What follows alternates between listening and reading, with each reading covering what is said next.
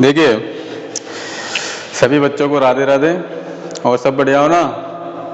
बढ़िया ही रहने चाहिए, ठीक है। चलिए, मैंने तुमको लास्ट की वीडियो में बताया था कि जो भी ऊष्मा इंजन होता है और ऊष्मा इंजन की जो अपने पास दक्षता होती है और उस दक्षता को अपन किससे डिनोट करते हैं? नीटा से डिनोट करते हैं। क्लियर सबको? मैंने तुमको बताया था कि ऊष्मा इंजन में कौन कौन से भाग होते हैं, क्या होते हैं अपने पास, बताइए। एक तो स्रोत होता है, दूसरा होता है अपने पास कार्यकारी पदार्थ और तीसरा होता है अपने पास सिंक। क्लियर? उन सभी तीनों के बारे में मैंने बता दिया था। वह बताने के पश्चात और वो मैंने लिखा भी दिए थे। फिर उसके बाद मैंने कार्नो इंजन की दक्षता ज्ञात की थी। जो अपने पास कार्नो दक्षता की जो आई थी अपने पास, तो नीटा बराबर कितनी आई थी? 1 - T2/T1, यही आई थी। और अपने पास जो नीटा प्रतिशत आता है वो कितना आता है? 1 - T2/T1 इंटू 100।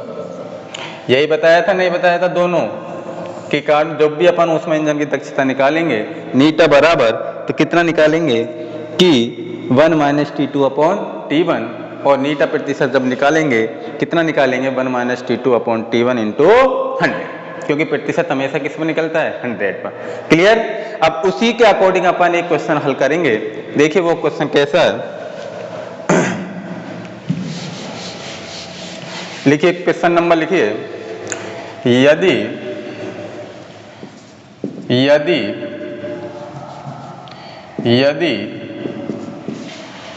ऊष्मा इंजन की दक्षता 60% है तथा सिंक का ताप 300 केल्विन है, 300 केल्विन है, तो स्रोत का ताप ज्ञात कीजिए। तो स्रोत का ताप ज्ञात कीजिए। क्लियर? ये तो पहला पार्ट है। और दूसरा पार्ट है कि सिंक के ताप को यथावत रखते हुए स्रोत के ताप में कितना परिवर्तन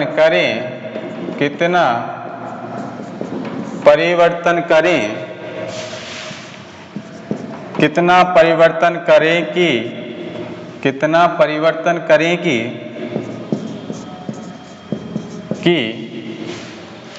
कि दक्षता 80% हो जाए, 80% हो जाए।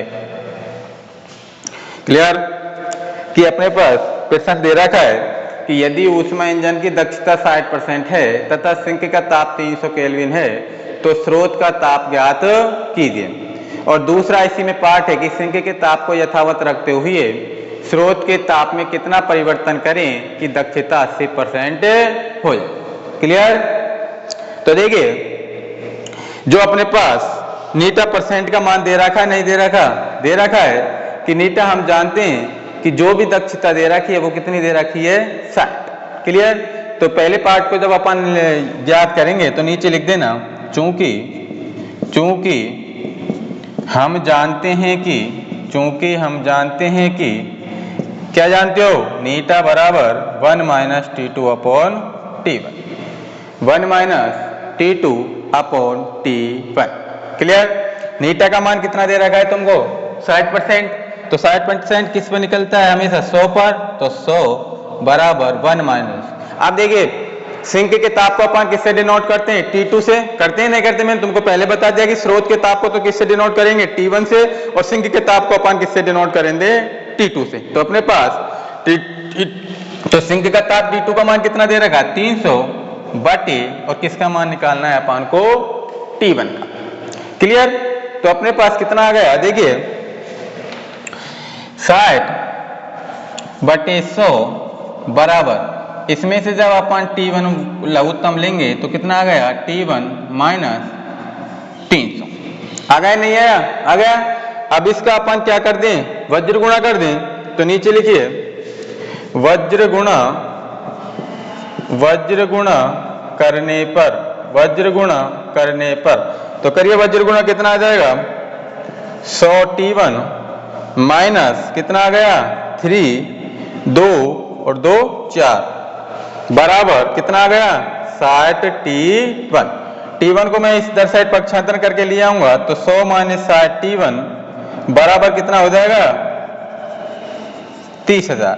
तो 100 में से 60 जाएंगे तो कितने बचेंगे 40 T1 बराबर 30,000। तो अपने पास T1 का मान कितना आ जाएगा 30,000 बटे 4, कितना आ जाएगा बताइए 4। अब इसमें 4 से काटेंगे तो कितना आ जाएगा बताइए मेरे को,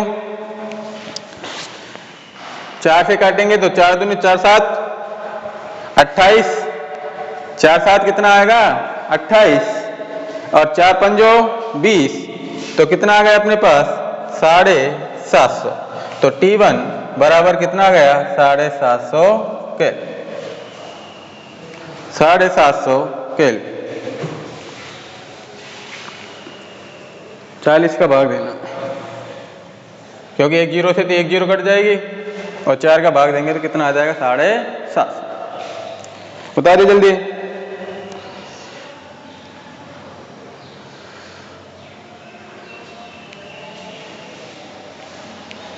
उतारिए जल्दी जल्दी।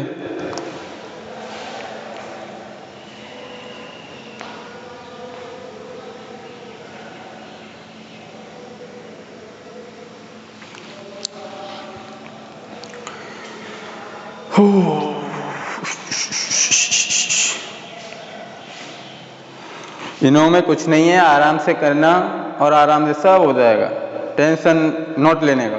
क्लियर? टेंशन तो बिल्कुल लेनी ही नहीं है, बिल्कुल फ्री दिमाग से जब करना। क्लियर?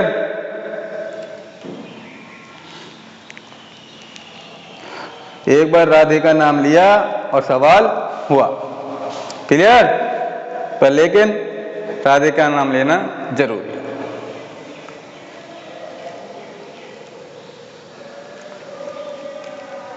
मस्त होके पढ़ा करो, ठीक है? चलिए, बता लिया होगा।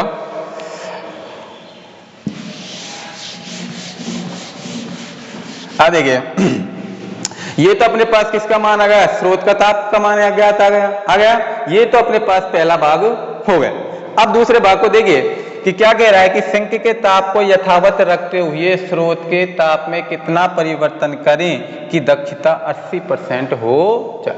80% है तो कितनी नीटा का मान कितना दे रखा है 80, कितना दे रखा है 80, तो 80 बटे कितना हो गया 100 बराबर, क्योंकि नीटा परसेंट है तो नीटा परसेंट है तो जब इसको अपन नीटा के रूप में लेंगे तो इसके बटे में क्या लगाएंगे 100, तो 80 बटे 100 बराबर 1 माइनस क्या कह रहा है सिंक के ताप को यथावत रखते हुए कि स्रोत के ताप में कितना परिवर्तन करें कि दक्षता 80% हो जाए।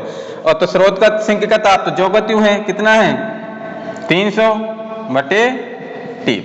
इसी प्रकार करिए कितना हो जाएगा 80 बटे 100 बराबर कितना हो गया T1, T1 माइनस कितना हो गया 300, वज्र गुणा कर दीजिए कितना हो जाएगा 100 T1 माइनस वही आ गया बराबर कितना हो गया 80 T1। इसका पक्षांतरण कर दीजिए 100 T1 माइनस 80 T1 बराबर कितना हो गया 30,000।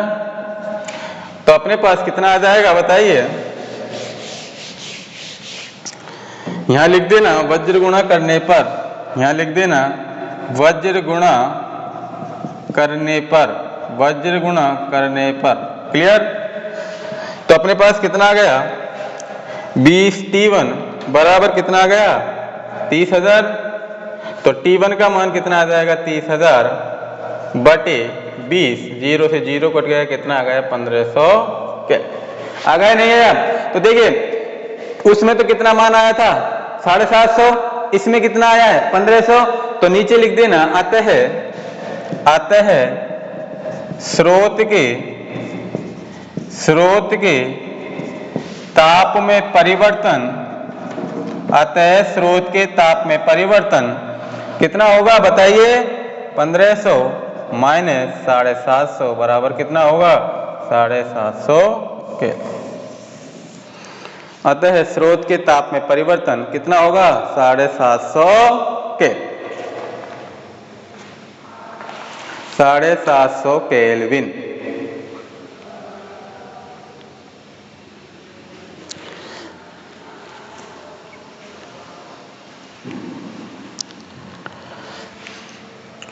उतारिए जल्दी। हो गए दोनों पार्ट?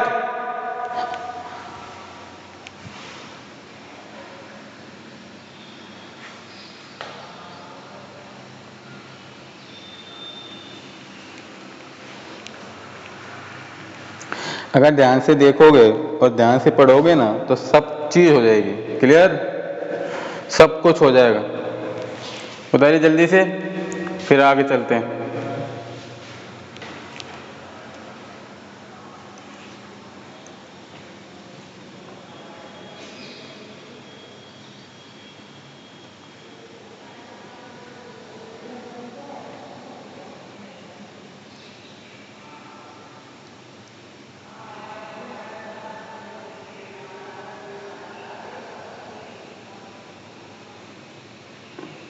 उतार लिया होगा, चलिए आगे।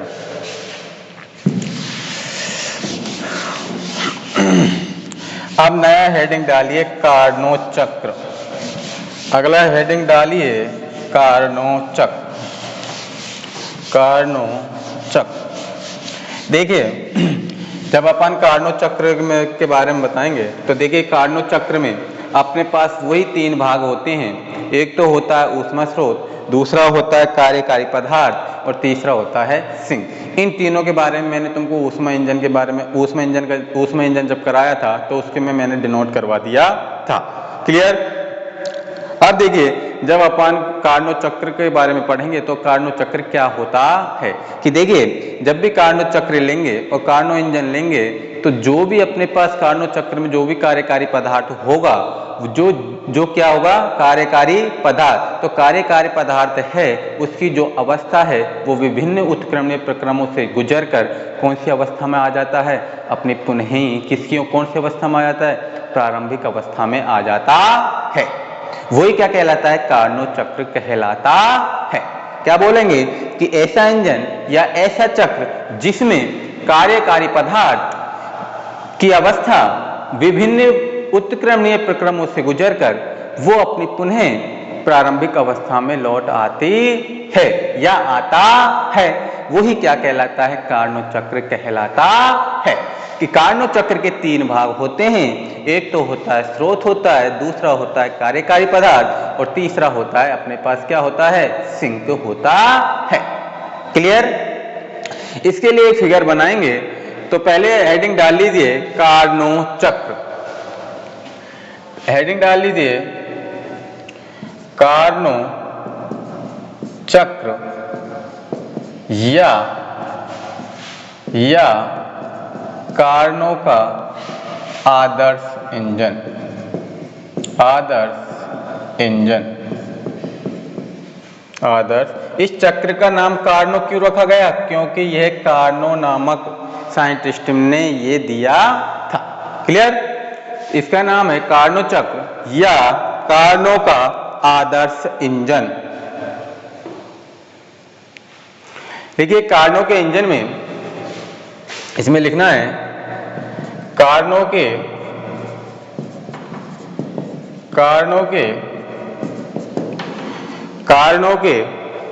इंजन में कार्यकारी पदार्थ की, कार्नोट के इंजन में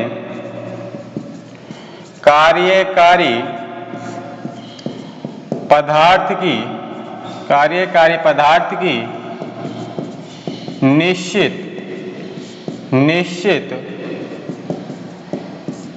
कार्नोट के इंजन में कार्यकारी पदार्थ की निश्चित अवस्था से प्रारंभ होकर विभिन्न निश्चित अवस्था में से प्रारंभ होकर विभिन्न उत्क्रमणीय प्रक्रमों द्वारा विभिन्न उत्क्रमणीय प्रक्रमों द्वारा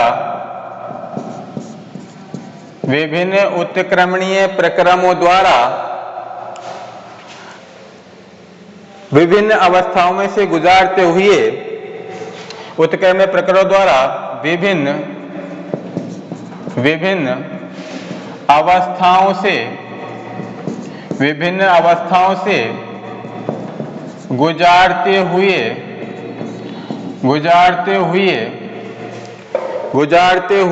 पुनः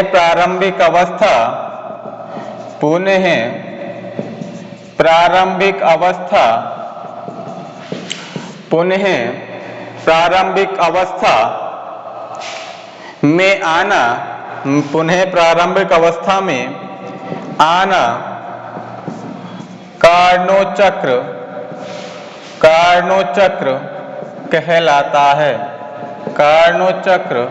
कहलाता है।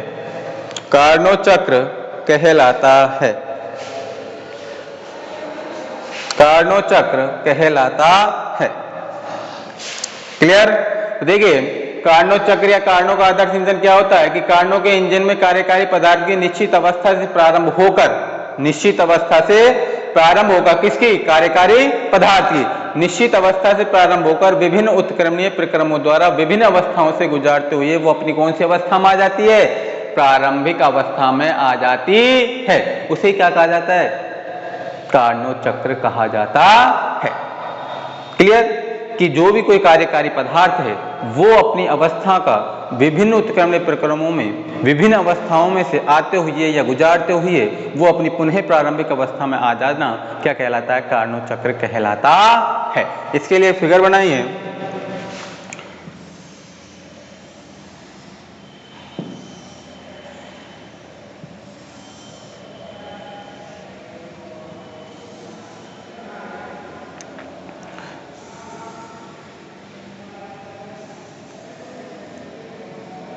बना लो सभी।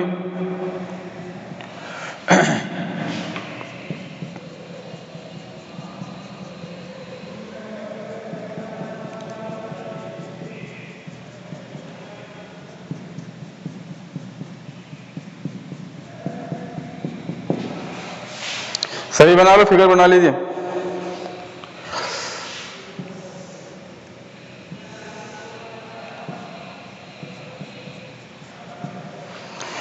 इसके साइडों में T1 बना दीजिए और T2 बना दीजिए।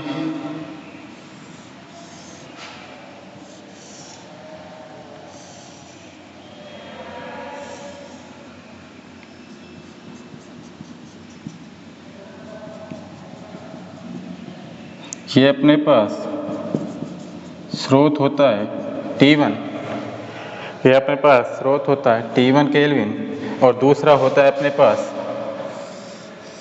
T2 kelvin. इसके भी T2 केल्विन। ये होता है अपने पास T2 केल्विन। एक अपने पास होता है इसमें स्टैंड। क्या होता है अपने पास? एक होता है स्टैंड।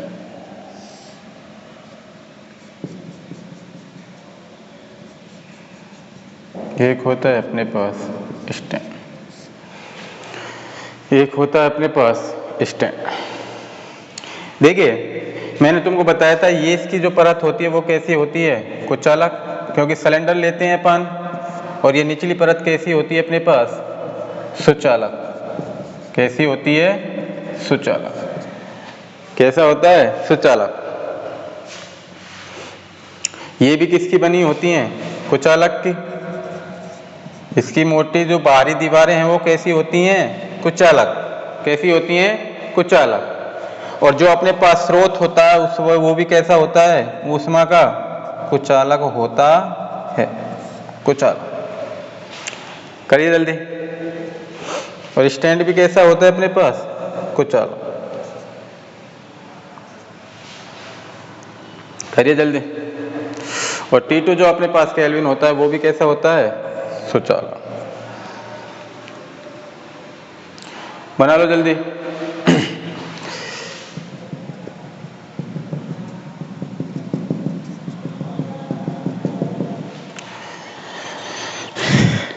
बनाओ जल्दी जल्दी बनाओ।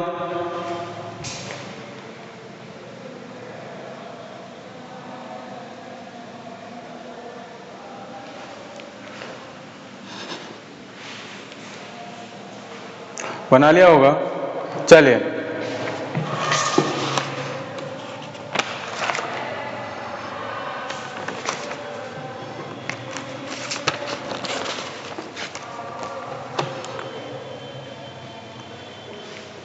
चलिए लिखिए अब इसमें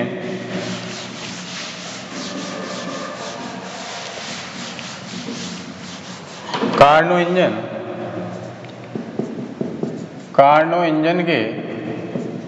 इंजन के निम्न भाग होते हैं। कार्नो इंजन के निम्न भाग होते हैं। पहला है स्रोत, कौन सा, ऊष्मा। दूसरा है कार्यकारी पदार्थ, और तीसरा है अपने पास, तीसरा है सिंक।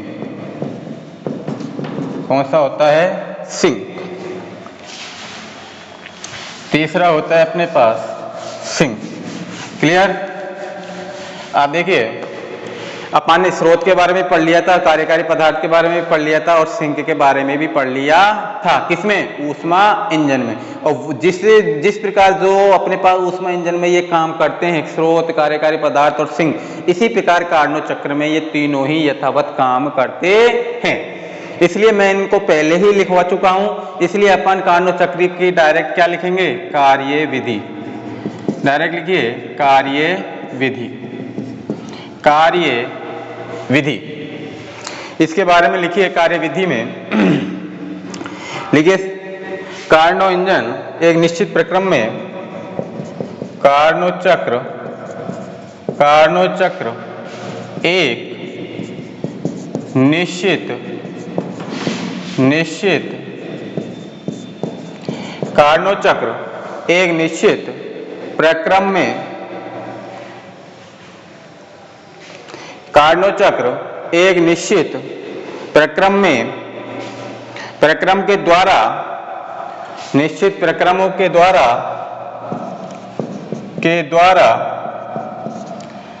निश्चित अवस्था, एक निश्चित प्रक्रम के द्वारा निश्चित, कार्नोट चक्र एक निश्चित प्रक्रम, निश्चित उत्क्रमणीय प्रक्रम, कार्नोट चक्र एक निश्चित उत्क्रमणीय प्रक्रम के द्वारा, निश्चित उत्क्रमणीय प्रक्रम के द्वारा प्रारंभिक अवस्था प्राप्त की जाती है। उत्क्रमणीय प्रक्रम के द्वारा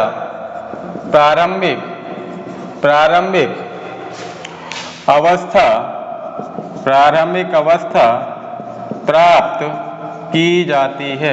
प्रारंभिक अवस्था प्राप्त की जाती है। पूर्ण कार्नोट चक्र को चार भागों में वर्गीकृत, कार्नोट चक्र को, पूर्ण कार्नोट चक्र को चार भागों में वर्गीकृत किया गया है। चार भागों में वर्गीकृत किया गया है।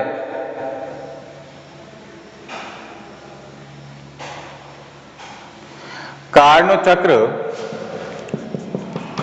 चक्र की रूपरेखा को एक संरेख